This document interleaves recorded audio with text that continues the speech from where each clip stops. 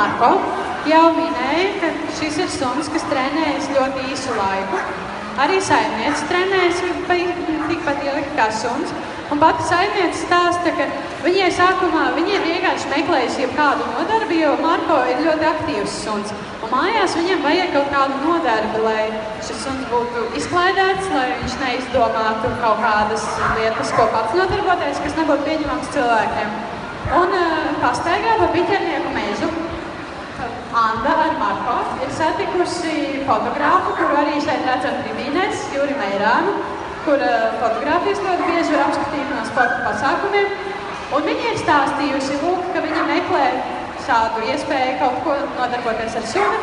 Un tā kā viņa bija tieši Piķernieku laukumā, kur notiek mūsu treniņi, tad viņai pastāstīja par mūsu agility treniņiem.